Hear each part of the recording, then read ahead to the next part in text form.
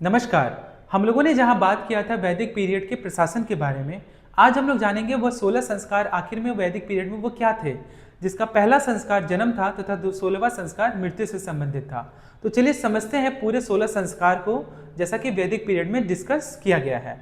तो पहला जो संस्कार है वो संबंधित है आपका गर्भधारण से, यानी कि कोई महिला जब वो प्रेग्नेंट होती है यानी कि वो गर्भ धारण करती है तो वो उसका जो होता है वह पहला संस्कार होता है किसी भी शिशु का, यानी कि किसी भी बच्चे का। तो पहला संस्कार क्या हो गया आपका? गर्भधारण, यानी कि जब कोई माँ जब कोई महिला जब वह गर्भवती होती है। दूसरा अगर बात किया गया है पुरावन संस्कार, पुरावन संस्कार का मतलब यह है कि जब वो जो बच्चा है जब वो किसी महिला के गर्भ में है यानी कि पेट में है, तो जब वो 3 महीने का हो जाता है तो वो संस्कार को कहते हैं पुरावन संस्कार। तीसरे में बात किया गया आपका सीतोनयन। सीतोनयन का संबंध है, सीतोनयन संस्कार का मतलब यह हुआ कि सेव, यानी कि वो जो बच्चा है उसे क्या करना है, बचा करके रखना है, उसे बाहरी, तभी कहते हैं ना कि 3 महीना हो गया या फिर 4 महीना जब हो जाता है तो बाहर रात में नहीं निकलना है या फिर कहीं नहीं जाना है, कहीं जाने से हमें उसे रोकते हैं, टोकते हैं, यानी कि हमें क्या करते हैं वहां पे कौन सा संस्कार कार्य करता है, तो वो है आपका सीतोनयन संस्कार, जहां हमें बाहरी चीजों से क्या करना है, उसकी रक्षा करना है, उसे बचा करके रखना है।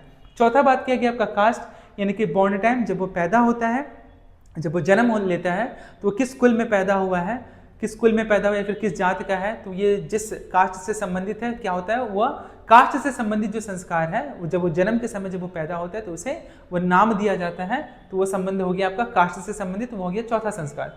पांचवा संस्कार में क्या होता है, नाम, उसका नामांकरण होता है 10 दिन में, 10 दिन के अंदर उसका क्या होता है, नामकरण किया जाता है, उसका नाम रखा जाता है, चाहे वो बालक हो या फिर बालिका।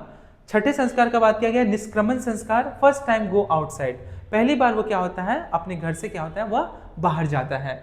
सातवें में बात किया गया अन्नप्राशन, जो कि 6 मंथ, इन 6 मंथ के अंतर्गत क्या किया जाता है, उसे किया जाता है, जो कि संबंध है आपका अन्नप्राशन संस्कार, जो कि 7वां संस्कार है। 8वां संस्कार क्या है, चूरा संस्कार, जब उसका क्या होता है मुंडन होता है, जब उसका चूल, उसका केश क्या होता है उसे उतार दिया जाता है, उसे छील दिया जाता है, साफ कर दिया जाता है। तो पहला संस्कार है गर्भधारण से। दूसरा संस्कार है पुरावन संस्कार, जब शिशु जो है पेट में जब वो 3 महीने का होता है। तीसरे संस्कार के बारे में बात किया गया सीतोनयन, बाहरी चीजों से, बाहरी आपदा से उसे क्या करना है, सुरक्षित रखना है, ताकि वह महिला के गर्भ में पल रहा जो बच्चा है वो पूरी तरह से सुरक्षित रहे। चौथा में कास्ट, जब वो पैदा होता है तो उसका कास्ट डिसाइड होता है।